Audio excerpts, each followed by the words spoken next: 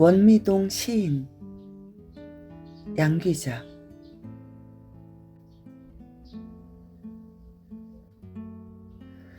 남들은 나를 7살짜리로서 부족함이 없는 그저 그만한 계집아이 정도로 여기고 있는 게 틀림없지만 나는 결코 그저 그만한 어린아이는 아니다. 세상 돌아가는 이치를 다 알고 있다 라고 말하는 게 건방지다면 하다못해 집안 돌아가는 사정이나 동네 사람들의 속마음 정도는 두루 알아맞힐 수 있는 눈치만큼은 화나니까. 그도 그럴 것이 사실을 말하자면 내 나이는 8살이거나 9살 둘 중에 하나이다. 낳아놓으니까 어찌나 부실한지 살아날 것 같지 않아 차일피일 출생신고를 미루다 보니 그렇게 된 것이라 하는데 그나마 7살짜리로 호적에 올려놓은 것만도 다행인 셈이었다. 살아나기를 원하지 않았을 엄마 마음쯤은 나도 이미 알고 있는 터였다. 아버지는 좀 덜하지만 엄마는 나만 보면 늘상 으르렁거렸다. 꿈도 꾸지 않았던 자식이었지만 행여해서 낳아봤더니 원수 같은 또 딸이더라는 원성은 요사이도 노상 두고 하는 입버릇이니까 서운할 것도 없었다. 그것은 내가 일찌감치 철이 들어서가 아니라 우리 집 사정이 워낙 그러했다. 내가 태어나던 해에 벌써 20이 넘어 처녀티가 꽉 밴 큰언니에서 중학교 졸업반이던 막내 언니까지 딸이 무려 4이었다. 43세 임신인지도 모르고 4대 딸 배를 키우다가 엄마는 여기저기 용하다는 점쟁이들한테 다녀보고는 마침내 낳을 결심을 했었다는 것이다. 모든 점쟁이들이 만장일치로 아들이라고 주장해서였다. 그런 판에 또 조개 달고 나오기가 무렴해서였는지 냉큼 쑥 빠져나오지 못하고 버그적거리는 통에 산모를 반주검 시켜 놓았다니 나로서는 입이 10개라도 할 말이 없는 형편이었다. 그렇지만 실제로는 8살이다, 9살이다, 자꾸 이랬다 저랬다 하는 엄마도 과히 잘한 것은 없다. 내가 뺄셈 덧셈에 아주 까막눈인 줄 알지만 천만에 우리 엄마는 내가 3살이 될 때까지도 혹시 죽어주지는 않을까 기다린 게 분명하다. 내가 얼마나 구박덩이에 미운 오리 새끼인가를 길게 설명하고 싶지는 않다. 진짜 하고 싶은 이야기는 그런 따위 너절한 게 아니라 원미동 시인에 관한 것이니까. 내가 여러 가지 것을 많이 알고 있다고는 해도 솔직히 시가 무엇인지는 정확히 설명할 수는 없다. 얼추 짐작하기로 그것은 달 밝은 밤이나 파도가 출렁이는 바닷가에서 눈을 착 내리깔고 멋진 말을 몇 마디 내뱉는 것이 아닐까 여기지만 원미동 시인이 하는 것을 보면 매양 그렇지도 않은 모양이었다. 우리 동네에는 원미동 시인 말고도 원미동 가순이, 원미동 멋쟁이, 원미동 똑똑이 등이 있다. 행복사신관 엄씨 아저씨가 원미동 가수인데 지난번 전국 노래자랑 부천대회에서 예선에도 못 들고 떨어졌다니 대단한 솜씨는 못 될 것이었다. 소라 엄마가 원미동 멋쟁이라는 것은 내가 가장 잘 안다. 그 보라색 매니큐어와 노랑머리는 소라 엄마뿐이니까. 원미동 똑똑이는 부끄럽지만 우리 엄마다. 부끄럽다는 것은 남의 일에 간섭이 심하고 걸핏하면 싸움질이나 해대는 똑똑이는 욕이나 마찬가지라는 것을 알기 때문이다. 원미동 시인에게는 또 다른 별명이 있다. 퀭한 두 눈에 부스스한 머리칼, 사시사철 껴입고 다니는 물들인 군용 점퍼와 희끄무레하게 달아빠진 낡은 청바지가 밤중에 보면 꼭 몽달 귀신 같다고 서울 미용실의 미용사 경자 언니가 맨 처음 그를 몽달씨라고 부르기 시작했다. 경자 언니뿐만 아니라 우리 동네 사람이라면 누구나 그를 좀 경멸하듯이 어린애 다루듯 함부로 하는 게 보통인데 까닭은 그가 약간 돌았기 때문이라는 것이었다. 언제부터 어떻게 살짝 돌았는지는 모르지만 아무튼 보통 사람과 다른 것만은 틀림없었다.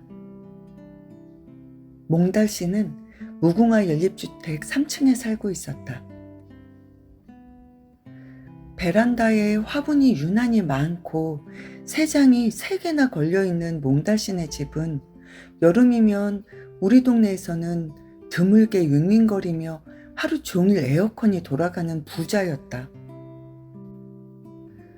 시내에서 한약방을 하는 노인이 늙음하게 젊은 마누라를 얻어 아기자기하게 살아보는 판인데 결혼한 제 형 집에 있지 않고 새살림 재미에 폭 빠진 아버지 곁으로 옮겨온 막둥이였다. 그것부터가 팔불출이 짓이라고 강남 부동산의 고흥댁 아줌마가 욕을 했었는데 아들이 아버지와 함께 사는 게 왜 바보짓이라는 건지 알 수가 없었다. 그런 몽달 씨에게 친구가 있다면 아마 내가 유일할 것이었다. 몽달 씨 나이가 27이라니까 나보다 20살이나 많지만 우리는 엄연히 친구다. 믿지 않겠지만 내게는 27짜리 남자친구가 또 하나 있다. 우리 집 옆 형제 슈퍼의 김 반장이 바로 또 하나의 내 친구인데 그는 원미동 23통 5반의 반장으로 누구보다도 씩씩하고 재미있는 사람이었다. 나는 매일같이 슈퍼 앞에 비치 파라솔 의자에 앉아 그와 함께 낄낄거리는 재미로 하루를 보내다시피 하였는데 요즘은 내가 의자에 앉아 있어도 전처럼 웃기는 소리를 해주거나 쭈쭈바 따위를 건네주는 법 없이 다소 퉁명스러워졌다. 그 까닭도 나는 환히 알고 있지만 모르는 척하는 수밖에. 우리 집 셋째 딸 선옥이 언니가 지난달에 서울 이모 집으로 훌쩍 떠나버렸기 때문인 것이다.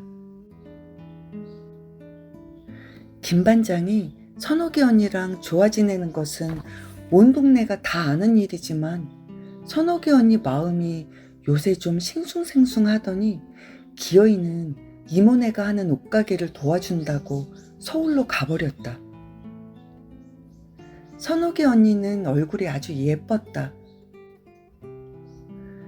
남들 말대로 개천에서 용이 났다고 해도 과언이 아닐 만큼 지질이 궁상인 우리 집에 두고 보기로는 아까운 편인데 그 지질이 궁상이 지겨워 맨날 뚱하던 언니였다. 참말이지 밝히고 싶지 않지만 우리 아버지는 청소부다. 아침 새벽부터 저녁 늦게까지 남의 집 쓰레기통만 뒤지고 다니는 직업이라 몸에서 나는 냄새도 말할 수 없을 만큼 지독했다. 아버지만이 아니라 밝히고 싶지 않은 것이 또 있다. 큰언니는 경기도 양평으로 시집가서 농사꾼 아내가 되었으니 상관없지만 둘째 언니 이야기는 말하기가 부끄럽다. 둘째 언니는 처음에는 버스 안내양, 그 다음에는 소시지 공장의 여공원, 그 다음에는 다방에서 일하더니 돈 버는 일에 극성인 성격대로 지금은 구로동 어디에서 26살의 처녀가 대포집을 열고 있다. 언젠가 한번 가봤더니 키가 멀대같이 큰 남자가 하나뿐인 방에서 위통을 벗어붙인 채 잠들어 있고 언니는 그 옆에서 엎드려 주간지를 뒤적이고 있지 않은가. 그만한 정도로도 나는 일이 되어가는 모양을 알 수가 있었다. 우리 엄마와 청소부 아버지는 딸년들이야 시집 보낼 만큼만 가르치면 족하다고 언니들을 모두 중학교까지만 보냈는데 웬일인지 선옥이 언니만 고등학교를 보냈었다. 그래서 더 골치이긴 하지만 기껏 고등학교까지 나왔으니 공장은 싫다, 차라리 영화배우가 되는 편이 낫다고 우거지상을 피우던 언니가 김반장 내에 콧구멍 같은 가게가 성에 찰 리 없을 것이었다. 이제 겨우 7살짜리가 사실은 그보다야 많지만 왜 나이 많은 떡거머리 총각들하고만 어울리는지 이상할 터이나 그것은 결코 내 책임이 아니었다. 단짝인 소라를 비롯하여 몇 명의 친구들이 작년과 올해에 걸쳐 모두 국민학교에 입학해버렸고 좀 어려도 아쉬운 대로 놀아볼 만한 아이들까지 깡그리 유치원에 다니기 때문에 아침밥 먹고 나오면 월미동 거리에는 이제 2살짜리 코올리개들밖에 남지 않는 것이다. 설령 오후가 되어도 사정은 마찬가지였다. 끼리끼리만 통하는 아이들이 좀처럼 놀이에 끼워주지 않기 때문에 나는 그만 홀로 뚝 떨어져 나와 외계인처럼 어성버성한 아이가 되어버렸다. 우리 동네에는 값이 싼 유치원도 많고 피아노 교습소도 2군데나 있지만 엄마는 꿈쩍도 하지 않는다. 단칸방에 살아도 모두들 유치원에 보내느라고 아침마다 법석인데 나는 이날 이때껏 유희 한번 제대로 배워보지 못한 것이다. 아버지가 남의 집 쓰레기통에서 주워온 그림책이나 고장난 장난감이야 지천으로 널렸지만 이제는 그런 것들에는 흥미도 없으니 아무래도 나는 어른이 다 된 모양이었다. 몽달 씨와 친구가 된 것은 올봄 바로 외계인 같은 시절이었다.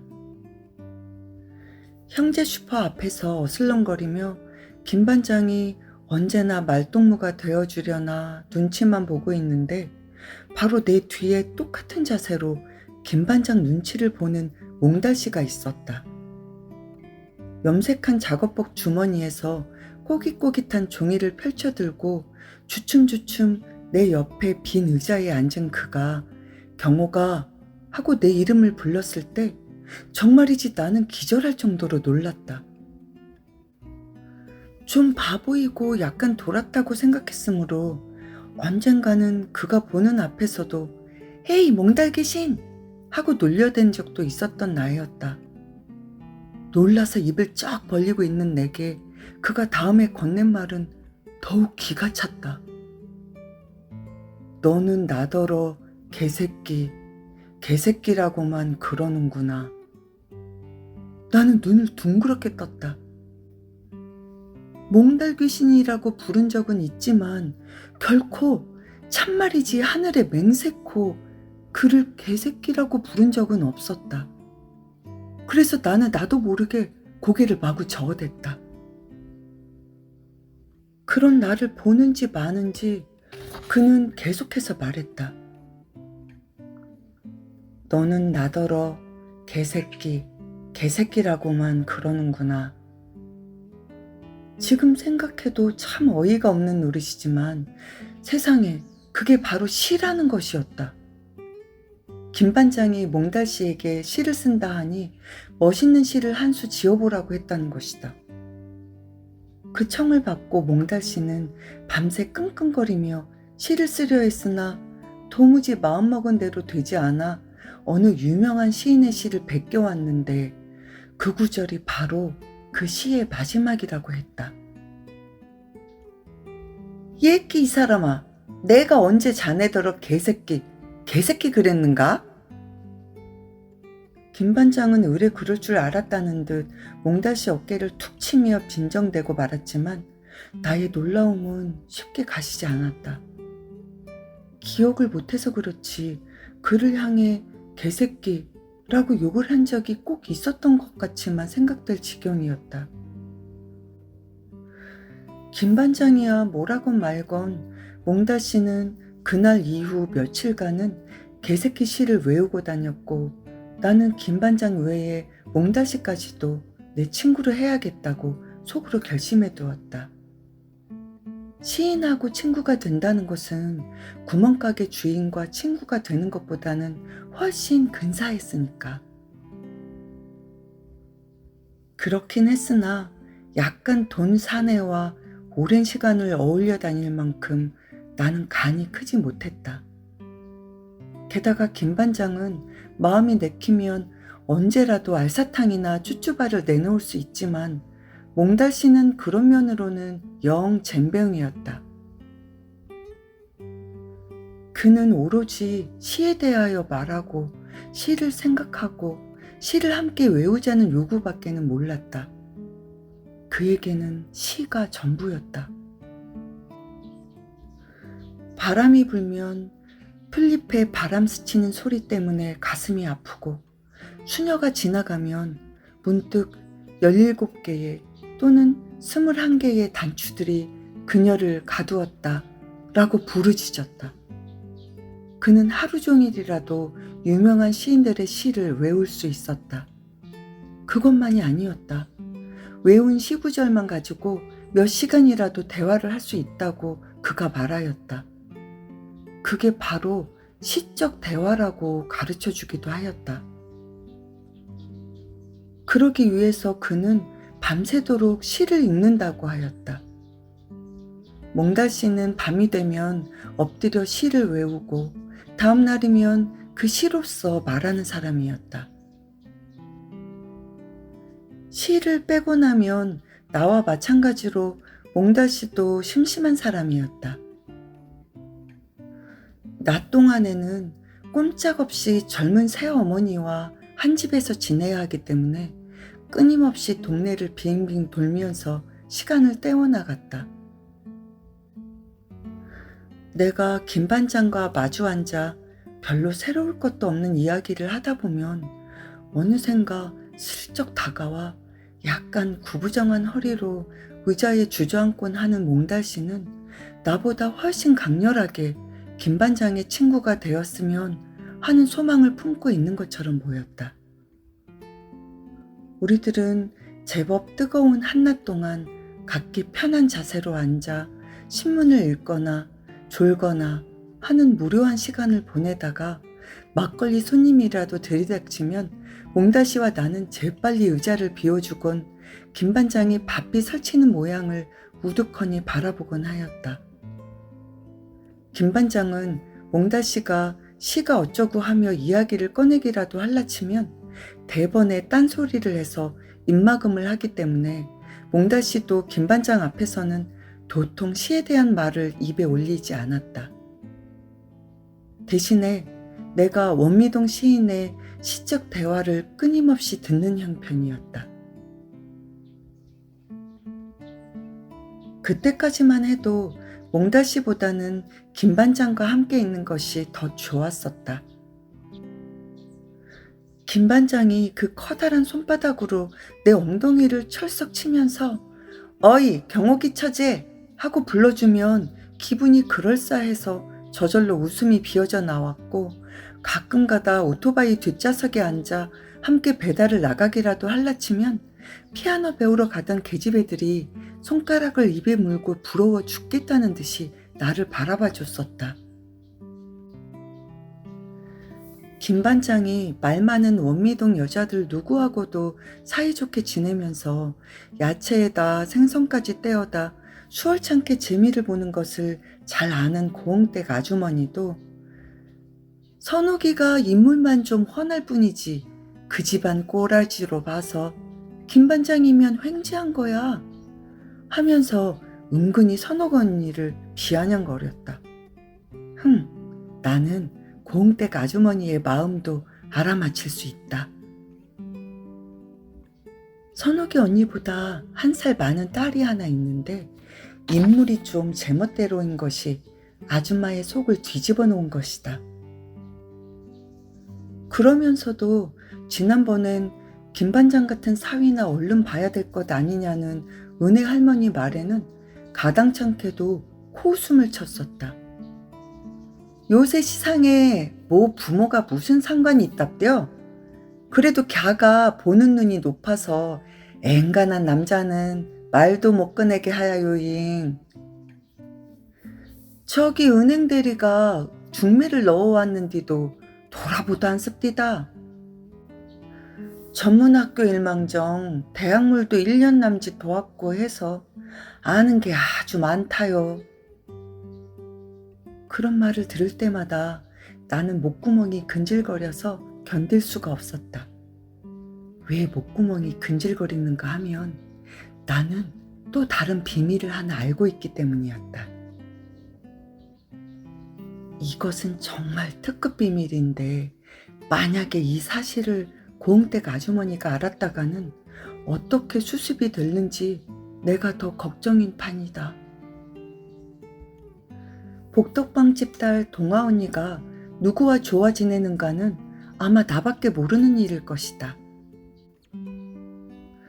지난 봄에 소라네 집에 놀러 갔다가 우연히 알게 된 사실로 소라조차도 영 모르고 있으니 나 혼자만 꿍꿍 앓다 말아야 할 것이긴 하지만 그날 이후 복덕방 식구들만 만나면 내가 더 안절부절 못했다. 여태까지 누구에게도 털어놓지 않은 말이라 좀 망설여지긴 하지만 할 수 없다.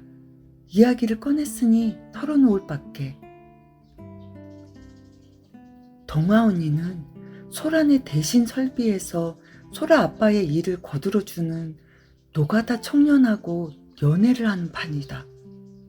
그것도 보통 사이가 아니다.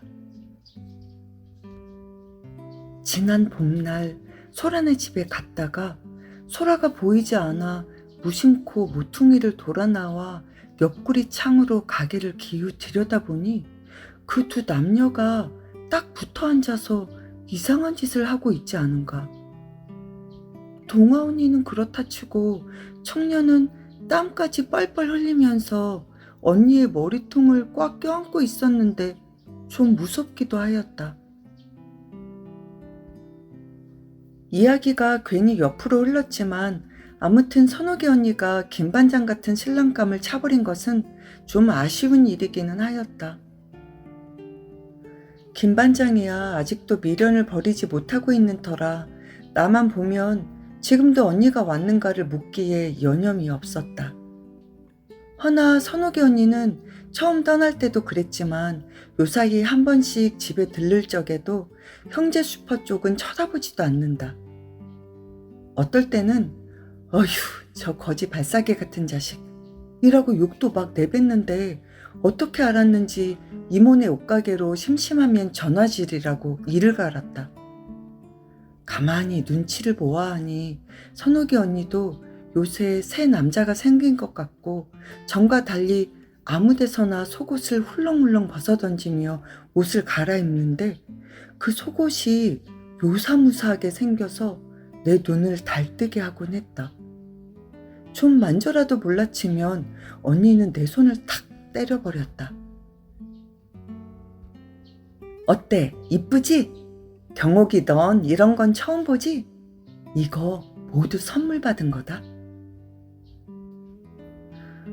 끈으로 아슬아슬하게 꿰매놓은 저런 팬티 따위를 선물하는 치도 우습지만 그것을 자랑하는 언니는 더욱 밉상이어서 그럴 때면 속도 모르는 김반장이 불쌍해지기도 하였다.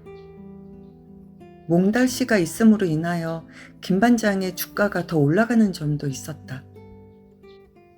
나야 어린애니까 형제 슈퍼의 비치 파라솔 아래서 어슬렁거려도 흉볼 사람은 없지만 동갑내기인 몽달씨가 하는 일도 없이 가게 근처를 빙빙 돌면서 어떨 때는 나와 같이 쭈쭈바나 쪽쪽 빨고 있으면 오가는 동네 어른들마다 혀를 끌끌 찼다.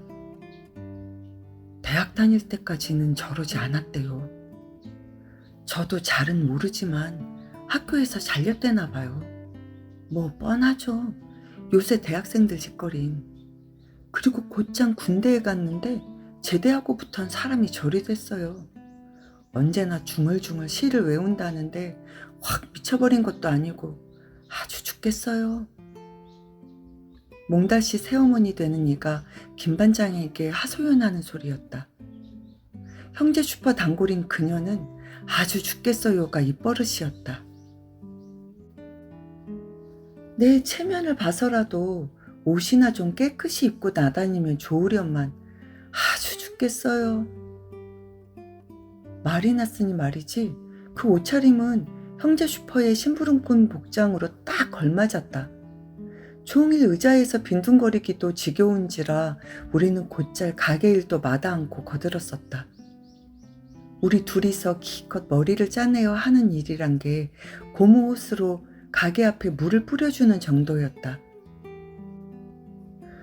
포장이 덜 된 가게 앞길의 먼지 제거를 위해서나 여름 땡볕을 좀 무디게 하는 방법으로는 그 이상도 없어서 김 반장도 우리의 일을 기꺼이 바라봐주고 일이 끝나면 기분이라는 듯 요구르트 한 개씩을 던져주기도 하였다.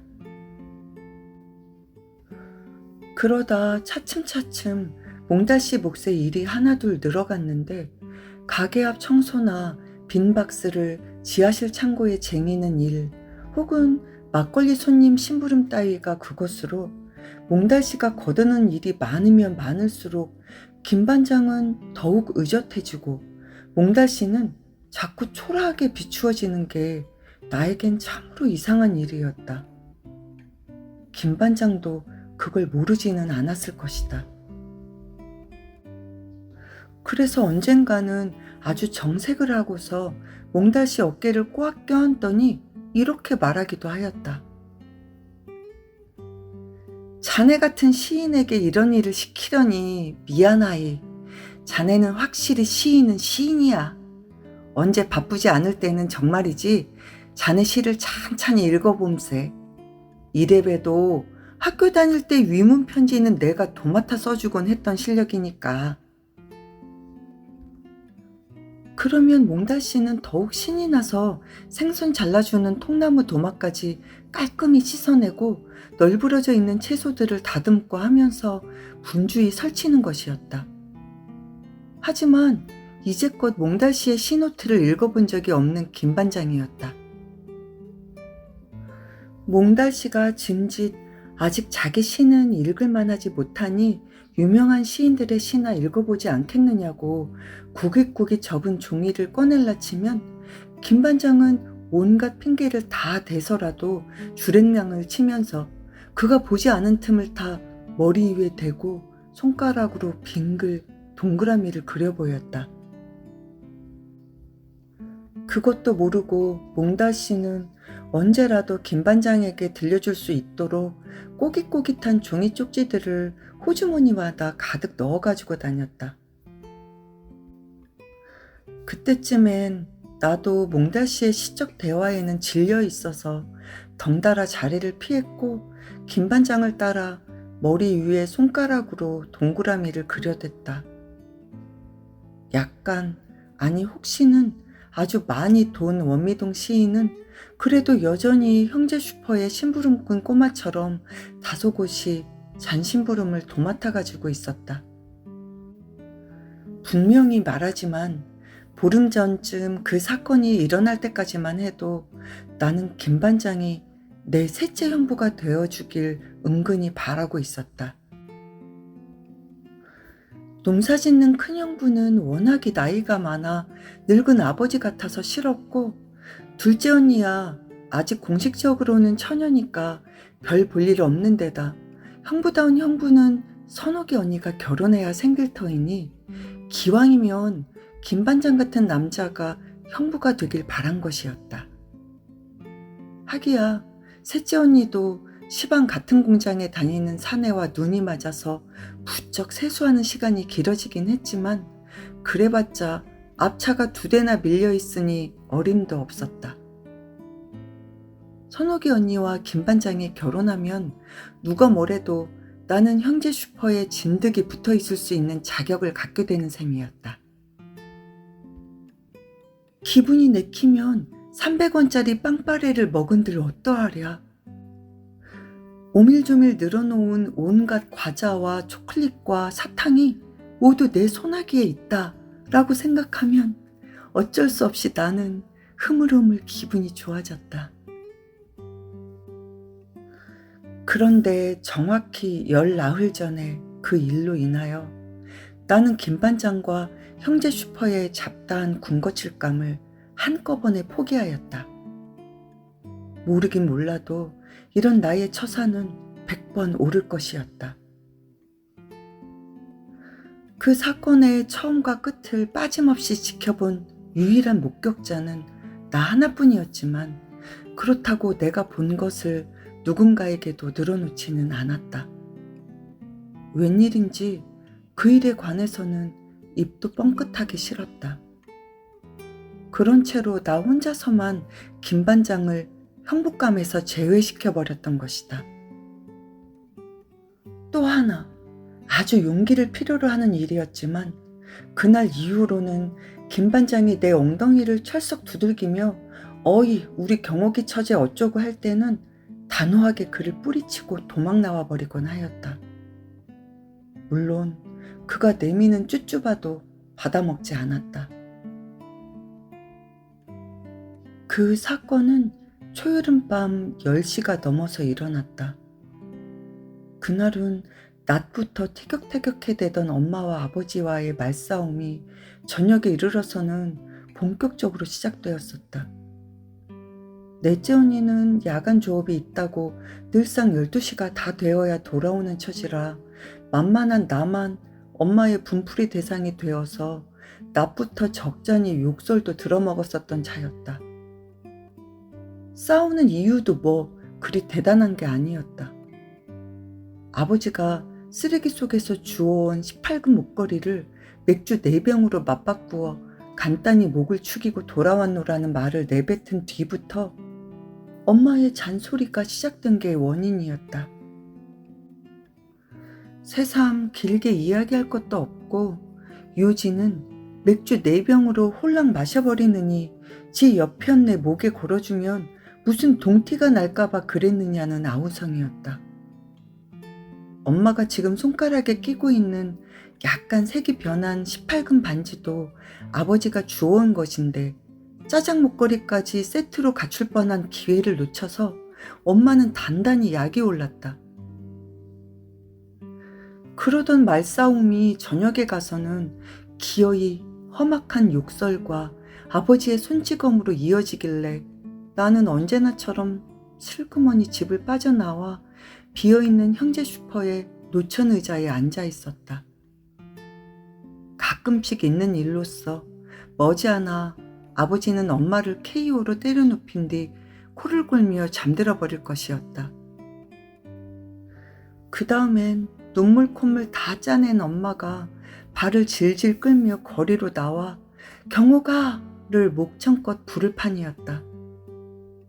그때나 되어 못 이기는 척 들어가 잠자리에 누워버리면 내일 아침에 새날이 올 것이 분명하였다. 집에서 나온 것이 9시쯤, 그래서 김 반장도 가게방에 놓은 흑백 텔레비전으로 저녁 뉴스를 시청하느라고 내가 나온 것도 모르고 있었다.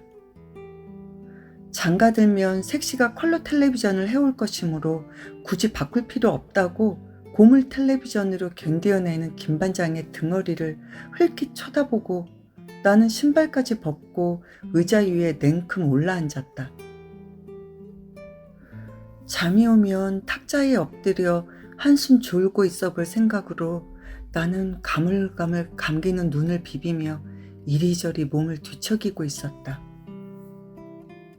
거리는 그날따라 유난히 한산했고 지물포나 사진관도 일찌감치 아크릴 간판에 불을 꺼둔 채였다. 우리 정육점은 휴일인지 셔터까지 내려져 있었다. 그 옆에 서울 미용실은 경자 언니가 출퇴근을 하기 때문에 9시만 되면 어김없이 불이 꺼진 채였다. 형제 슈퍼에서 공단 쪽으로 난 길은 공터가 드문드문 박혀 있어서 원래 칠흑같이 어두웠다. 한 블록쯤 가야 세탁소가 내비치는 불빛이 쬐끔 새어나올 뿐이고 포장도 안 된 울퉁불퉁한 소방도로 옆으로는 자갈이며 벽돌 따위가 쌓여 있었다.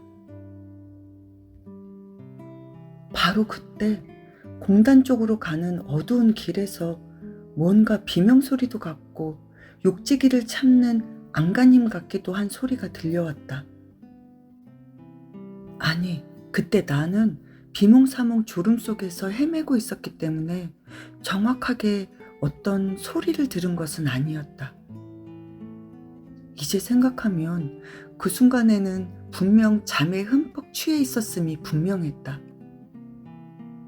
그럼에도 불구하고 그 소리를 들었었던 것처럼 생각된 것은 꿈속에까지 쫓아와 악다구니를 벌이고 있는 엄마와 아버지의 모습을 보고 있었던 탓인지도 몰랐다. 하여간 허공을 가르는 비명소리가 꿈속이었거나 생시였거나 간에 들려왔던 것은 사실이었다. 움찔 놀라며 눈을 떴을 때는 이미 누군가가 어둠을 뚫고 뛰쳐나와 필사적으로 가게를 향해 덮쳐오는 중이었다. 그리고 그 뒤엔 덫에서 뛰쳐나온 노루새끼를 붙잡으러 온 것이 확실한 젊은 사내 둘이 가쁜 숨을 몰아쉬며 쫓아오고 있었다. 공교롭게도 나는 불빛에서 약간 비켜난 쪽에 의자에 앉아 있었기 때문에 그들의 눈에 띄지 않았다. 더욱 공교로웠던 것은 마침 가게 주변엔 아무도 없었다는 사실이었다. 때에 따라서는 비치 파라솔 밑에 이 의자로는 턱도 없이 모자랄 만큼의 사람들이 왁자하게 모여 막걸리 타령을 벌이는 경우가 종종 있었다. 대개는 일을 끝내고 돌아가는 공사장의 인부들이었다. 그 사람들이 아니더라도 동네 사람 몇몇이 자주 이 의자에 앉아 밤바람을 쐬기도 했는데 그날은 아무도 없었다. 갑작스런 사태에 놀라 어리둥절하는 사이 도망자는 곧장 가게 안으로 들어가 버렸고 뒤쫓아온 사람 중에 하나는 가게 앞에, 또 하나는 막 가게 속으로 들어가는 중이어서 나는 그들의 모습을 비교적 자세히 볼 수 있었다. 야, 이 새끼야, 이리 못 나와? 가게 안으로 쫓아 들어가면서 소리치고 있는 사내는 빨간색의 소매 없는 러닝 셔츠를 입고 있어서 땀에 번들거리는 어깨 쭉지가 엄청 우람하게 보였다. 깽판 치기 전에 빨리 나오란 말이야! 가게 앞에 서서 씩씩 가쁜 숨을 몰아쉬며 이마에 땀을 훔치고 있는 사내는 두 개의 위쪽고리를 한 손에 거머쥐고 있었다. 그도 당연히 러닝셔츠 바람이었지만 소매도 달린 점잖은 흰색이었으므로 빨간 셔츠에 비해 훨씬 온순하게 보여졌다. 도대체 무슨 일일까? 호기심을 이기지 못한 나는 가게 옆구리의 센 문을 통해 안을 들여다보았다. 그새 사내의 발길에 차여버린 도망자가 바닥에 엎어져 있었고 김 반장이 만약을 위해 사내 주변의 맥주 박스를 방 안으로 전아르면서 뭐라고 소리치고 있었다. 김형, 도와주세요. 쓰러진 남자의 입에서 이런 말이 가느다랗게 흘러나온 것은 그 순간이었다. 그와 동시에 빨간 셔츠의 사내가 다시 쓰러진 자의 등허리를 발로 꽉 찍어 눌렀다. 이 새끼 아는 사이요? 그러면 당신도 한번 맛 좀 볼 텐가? 맥주병을 거꾸로 쳐들고 빨간 셔츠가 소리 질렀다. 김 반장의 얼굴이 대번에 하얗게 질려버렸다. 무슨 소리요? 난 몰라요. 상관없는 일에 말려들고 싶지 않으니까 나가서들 하시오. 그때 바닥에 쓰러져 버둥거리던 남자가 간신히 몸을 비틀고 일어섰다. 코피로 범벅이 된 얼굴이 슬쩍 드러나 보였는데 세상에, 그는 몽달씨임이 분명하였다. 그러고 보니 빛바랜 바지와 물들인 군용 점퍼 밑에 노상 껴입고 다니던 우중충한 남방 셔츠가 틀림없는 몽달씨였다. 아까는 워낙 눈 깜짝할 사이에 가게 안으로 뛰어들었기 때문에 얼굴을 볼 겨를이 없었다. 이 자식 왜 남의 집으로 톡 끼는 거야? 너 같은 놈은 좀 맞아야 돼. 흰 이를 드러내며 빨간 셔츠가 우르렁거렸다. 순간 몽달씨가 텔레비전이 왕왕거리고 있는 가게방을 향해 튀었다. 방은 따로 이 바깥쪽으로 난 출입구가 있었기 때문이었다.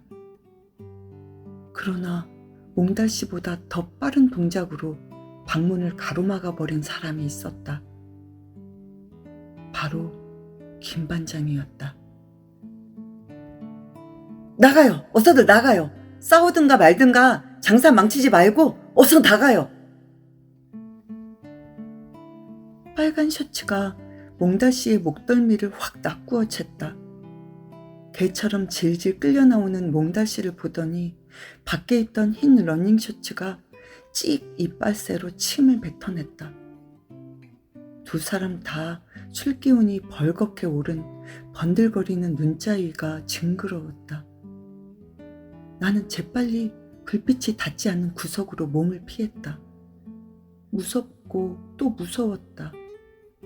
저렇게 질질 끌려가는 몽달씨를 위해서 내가 해야 할 일이 무엇인지 알 수가 없었다. 도무지 가슴이 떨려 숨도 크게 쉬지 못할 지경이었는데도 김반장은 어질러진 가게를 치우면서 밖은 내다보지도 않았다.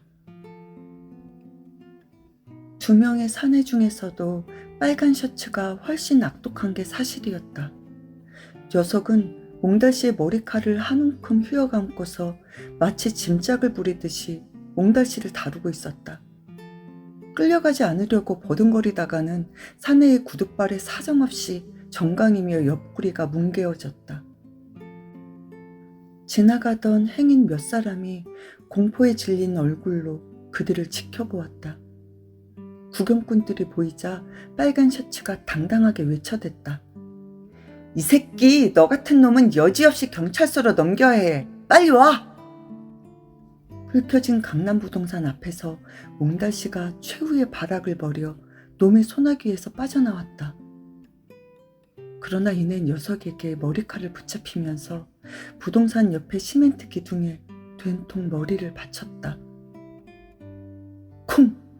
몽달씨의 머리통이 깨져나가는 듯한 소리에 나는 눈을 감아버렸다.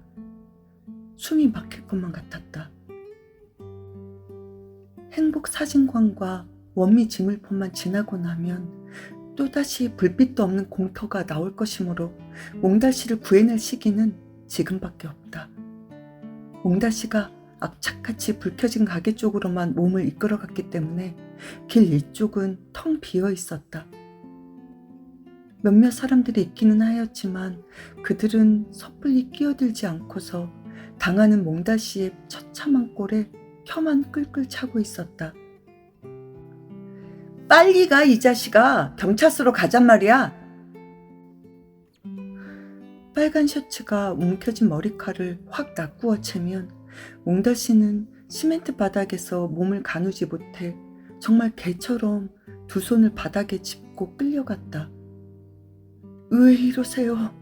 내게 무슨 잘못이 있다고. 행복사진관의 밝은 불빛 앞에서 몽달씨가 울부짖으며 사내에게 잡힌 머리통을 흔들어대다가 녀석의 구둣발에 면상을 짓밟히기 시작하였다. 마침내 나는 내달리기 시작하였다.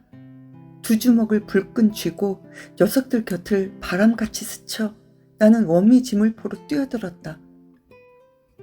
가게는 텅 비어둔 채 지물포 주씨 아저씨는 아랫목에 길게 누워 텔레비전을 보느라 바깥의 소동은 까맣게 모르고 있었다.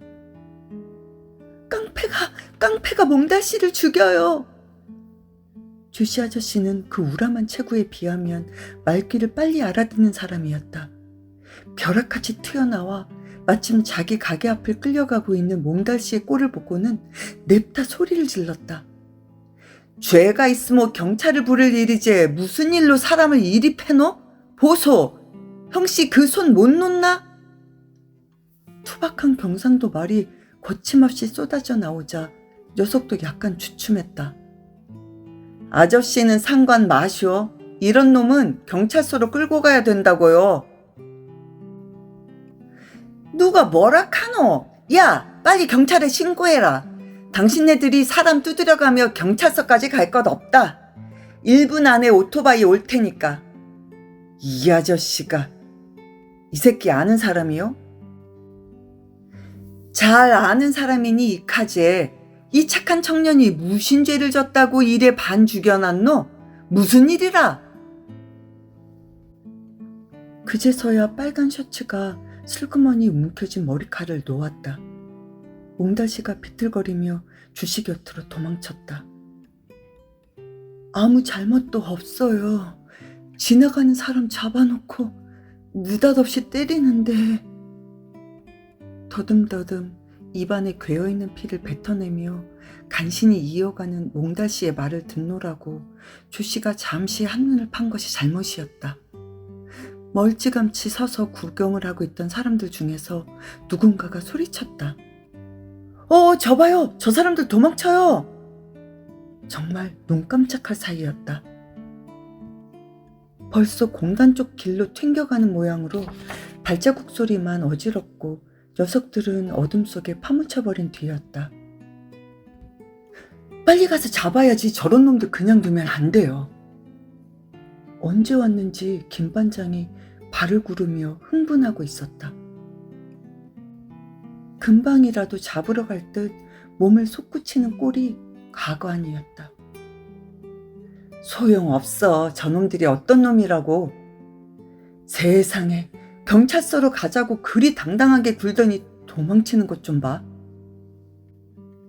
그러니까 그냥 닥치는 대로 골라잡아 팬 거군. 우린 그것도 모르고 정말 도둑이나 되는 줄 알았지 뭐야. 여기는 가게들이 많아 화나니까 어두운 곳으로 끌고 가서 작신 패려고 수작을 벌였군. 그래요. 아까 보니까 저 윗길에서 이 총각이 그냥 지나가는데 불러놓고 시비더라고요. 아유, 저 총각 너무 많이 맞았어. 죽지 않는 게 다행이야. 그럼 진작에 말하지 그랬어요. 누가 이 지경인 줄 알았어? 약국에 가는 길에 그 난리길래 무서워서 저쪽으로 돌아갔다가 약 사갖고 와보니 경찰서 가자고 여태도 패고 있던걸. 모여섰던 사람들이 저마다 한마디씩 떠들어대기 시작했다. 조금 아까까지도 텅 비어있다시피 한 거리였는데 언제 알았는지 이 집 저 집에서 쏟아져 나온 사람들이 웅성거리며 피투성이가 된 몽달씨를 기웃거렸다. 참말이지 쥐어뜯긴 머리칼 하며 길바닥을 쓸고 온 옷 꼬락서니 그리고 피범벅이 된 얼굴까지가 영락없이 몽달 귀신 그대로였다. 무슨 놈의 세상이 이리 험악하노? 이래 갖고는 사람이다 할 수 있겠나? 주씨가 어이없어 하는데 또 김반장이 냉큼 뛰어들었다. 그러게 말입니다. 하여간 저놈들을 잡아넘겼어야 하는 건데. 좀 어때? 대체 이게 무슨 꼴인가? 어서 집으로 가세. 내가 데려다 줄게. 김반장이 몽달씨를 부축해 일으켰다. 세상에 벨도 없지. 그 손을 뿌리치지 못하고 몽달씨는 김반장의 부축을 받으며 집으로 갔다. 몽달씨를 다시 보게 된 것은 그로부터 꼭 열흘이 지난 며칠 전이었다. 그 열흘간을 어떻게 보냈는지는 설명하기도 귀찮을 정도였다. 몽달씨와 더불어 다닐 때는 몰랐지만 막상 그가 없으니 심심해서 미칠 지경이었다. 하루가 꼭 40시간쯤으로 늘어난 느낌이었다. 때때로는 형제 슈퍼의 의자에 앉아 있은 적도 있었지만 이미 김 반장과는 서먹한 사이가 되어버려서 그다지 자주 찾지는 않았다. 그날 밤 내가 몰래 가게 안을 훔쳐보고 있은 줄을 모르는 김 반장만큼은 예전과 다름없이 굴고 있기는 하였다. 경욱이 처제, 요새는 왜 뜸해? 선옥이 언니 서울서 오거든 직방으로 내게 알리는 것 잊지 마. 그러면 내가 이것 주지. 김 반장이 쳐들어 보이는 것은 을의 욕강이었다. 껍질에는 영양갱이라고 씌어있는 200원짜리 팥떡인데 그것을 죽자사자 먹고 싶어하는 것을 아는 까닭이었다. 그러나 어림도 없지. 선옥이 언니가 오게 되면 김 반장의 비겁한 행동을 미주알고주알 일러바쳐서 행여 남아있을지도 모를 미련까지도 아예 싹둑 끊어버리게 하자는 것이 내 속셈이었다. 어찌된 셈인지 선옥이 언니는 한 달 가까이 집에는 코빼기도 내비치지 않고 있었다. 얼마 전에 서울에 다녀온 엄마 말로는 양품점이 한 달에 2번 오는데도 집에는 올 생각 않고 온종일 쏘다니다 밤늦게서야 기어들어온다는 것이었다. 게다가 이모가 받아본 전화 속의 남자들만도 서너씩 넘어서 양품점 전화통이 종일토록 불나게 울려대는 바람에 집간녀는 저한테 걸려오는 전화 받기에도 바쁜 형편이라 했다. 엄마를 쏙 빼닮아 말본새가 거칠기 짝이 없는 이모가 보나마나 바가지로 퍼부었을 선옥이 언니의 흉보다리를 잔뜩 짊어지고 온 엄마의 마지막 결론은 갈 데 없이 원미동 똑똑이 나왔다. 선옥이 고년, 이왕지사 바람든 년이니까 차라리 탤런트나 영화배우를 시키는 게 낫겠습니다. 말이사 바른 말이지 인물이야 요즘 헌다 하는 장미희보다 낫지. 미쳤군 미쳤어. 탤런트는 누가 거저시켜주남. 뜨신 밥 먹고 식은 소리 작작해. 그렇게 몰아붙이면서도 아버지는 을에 흐흐 웃고 마는 게 예사였다. 딸 많은 집구석에 인물 팔아 돈 버는 딸년 하나쯤 생긴다 해서 나쁠 것도 없다는 웃음이 분명했다. 서울 사람들은 눈도 박지. 선옥이가 명동으로 나갔다 하면 영화배우 해보라고 줄줄이 따라다닌답디다. 인물 좋은 것도 딱 귀찮다고 본연이 어찌 성가셔 하는지. 엄마도 참 입술에 침도 안 바르고 고흥댁 아줌마한테 이렇게 주워 섬기는 때도 있었다. 그러면 여태도 동아언니 콧대가 하늘 높은 줄 모르고 솟아있다고만 믿는 고흥댁 아주머니도 지지 않고 딸 자랑을 쏟아놓았다. 우리 동아는 요새 피아노도 배우고 꽃꽂이 학원도 다닌다고 맨날 바쁘다요. 시방 세상은 그 정도의 신부 수업인가 뭔가가 아주 필수를 한다더만. 엄마도 엄마지만 고흥댁 아주머니 말은 듣기에 거북하였다. 대신 설비 노가다 청년한테 시집가면 피아노는커녕 호박꽃 한 송이 꽂을 일도 없을 것이니까. 어른들은 알고 보면 하나밖에 모르는 멍텅구리 같을 때가 종종 있는 법이다. 그 사건 이후 김 반장에 대한 이야기만 해도 그렇다. 김 반장 그 사람 참말이제 진국은 진국인기라. 엊그제만 해도 복숭아 깡통 하나 들고 몽달 청년한테 갔는갑더라. 걱정도 억시게 했었고 우찌됐건 미친놈한테 그만큼 정성 들이는 것만 봐도 보통은 아닌 게 맞다. 지물포 주씨가 행복사진관 엄씨한테 하는 말이었다. 3살 많다 하여 어김없이 형님으로 받대는 엄씨가 고개를 끄덕이며 맞장구 치는 것을 보고 있으면 내 속이 터질 것만 같았다. 그렇지만 이상하게도 그 밤의 일을 속 시원히 털어놓을 수가 없었다. 그러고 보면 이 김경욱이야말로 진국 중에 진국인지도 모른다. 몽달씨가 자리 털고 일어난 이야기를 하려다가 또 다른 쪽으로 새버렸지만 몽달씨야말로 진짜 이상한 사람이었다. 오후반인 소라가 등교 준비를 해야 한다고 서둘러 저희 집으로 가버린 때니까 정오가 조금 지나서였을 것이다. 집으로 가다 말고 문득 형제 슈퍼 쪽을 돌아보니 음료수 박스들을 차곡차곡 쟁여놓는 일에 땀을 뻘뻘 흘리고 있는 몽달씨가 보였다. 실컷 두들겨 맞고 열흘간이나 누워있었던 사람이라 안색이 차마 마주보기 어려울 만큼 헬쑥했다. 그런데도 뭐가 좋은지 희죽희죽 웃어가면서 열심히 박스들을 나르고 있는 게 아닌가. 그것도 김반장네 가게에서. 아무리 눈을 크게 뜨고 보아도 몽달씨가 분명했다. 저럴 수가. 어쨌든 제정신이 아닌 작자임이 틀림없었다. 아무리 정신이 좀 헷갈린 사람이라도 그렇지. 그날 밤에 김반장 행동을 깡그리 잊어버리지 않고서야 저럴 수가 없다는 게 내 생각이었다. 잊었을까? 그날 밤 머리에 어딘가를 세게 다쳐서 김반장이 자기를 내쫓은 부분만큼만 감쪽같이 지워진 것은 아닐까? 전혀 엉뚱한 이야기만도 아니었다. 텔레비전에서도 보면 기억상실증인가 뭔가로 자기 아들도 못 알아보는 연속극이 있었다. 그런 쪽의 상상이라면 나를 따라올 만한 아이가 없는 형편이었다.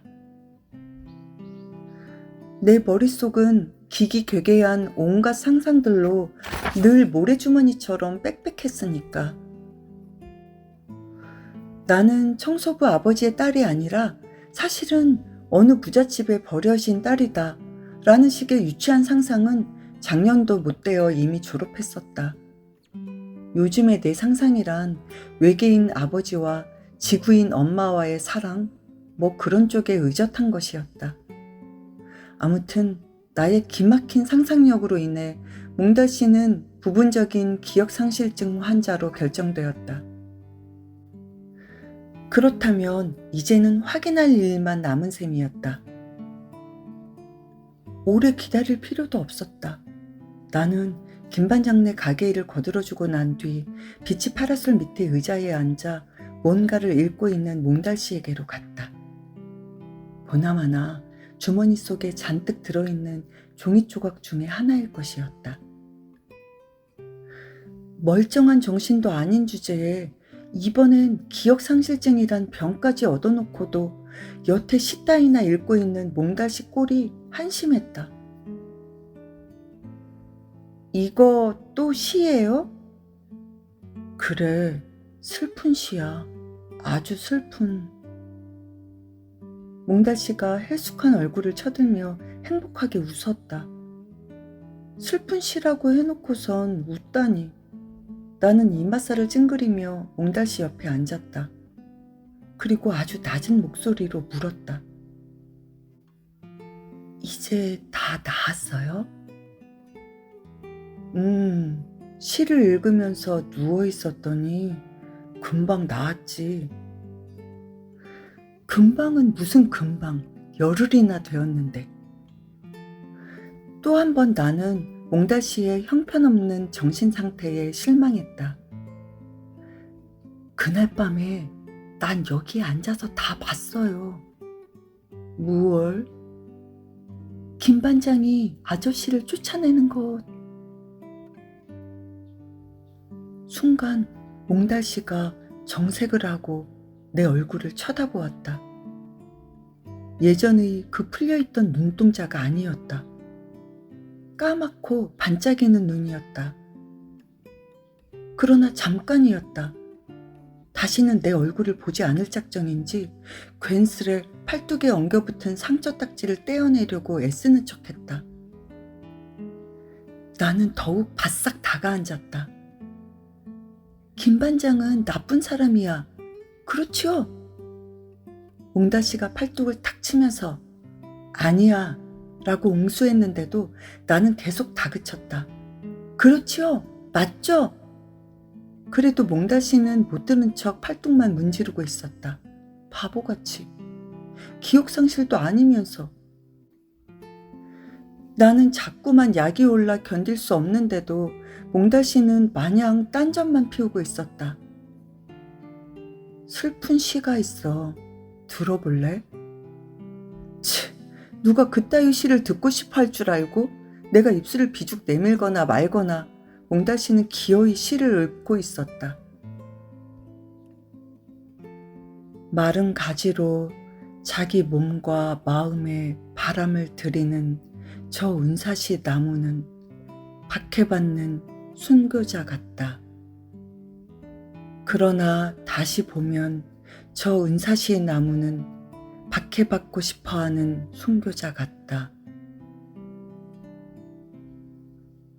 너 글씨 알지?